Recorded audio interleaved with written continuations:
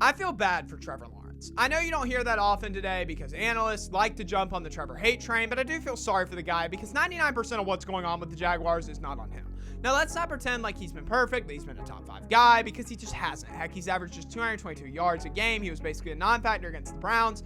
And right now, I cannot say that he's worth the 5-year, $275 million contract that he was given over the offseason. In fact, when he signed that deal over the summer, I didn't like that move for the Jaguars. I wanted to see them make Trevor play on his rookie deal to prove that he was worth that contract. And if he wasn't, let him walk in free agency and move on. You would have saved a ton of cap space. But here's the thing. If Jacksonville actually believed that Trevor Lawrence was going to turn this franchise around this year, there's no way they would have traded for Mac Jones. Now they have arguably the best backup in the NFL. And if Doug Peterson believes that this season is a wash, Trevor Lawrence is not going to turn this team around, then he'll be on the bench by week 10 and Mac Jones will get his chance to be the starter. I would love to see this happen. Not because I think Mac Jones is the future of the franchise or that he's better than Trevor Lawrence. I want to see this happen so that Trevor Lawrence can get angry and he can request a trade and get the heck out of Jacksonville, have a fresh start. I want to see a rookie as the Jaguars quarterback next season because Trevor Lawrence and Doug Peterson are over. They are not working, and either Trevor Lawrence goes or Doug Peterson goes, and I don't think Doug Peterson is going anywhere.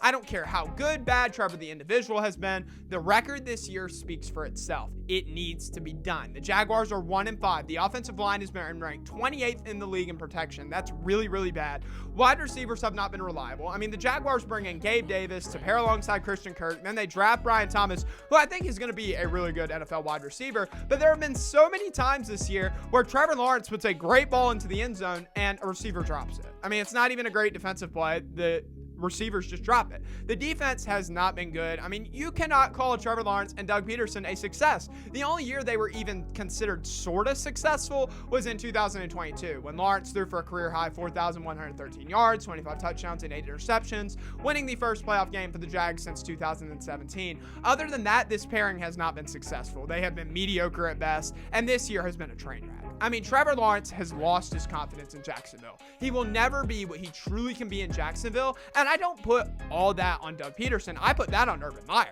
Because remember, before Trevor Lawrence was drafted, it's like, oh, it's the next Peyton Manning. You can't go wrong with Trevor Lawrence. Trevor Lawrence is the safest pick of the 2021 draft.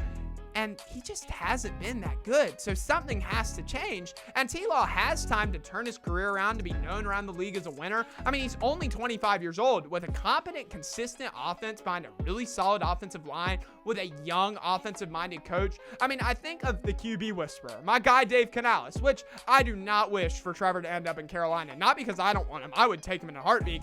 But I would not want him to end up with the Panthers just for his sake because we have our own problems in our organization.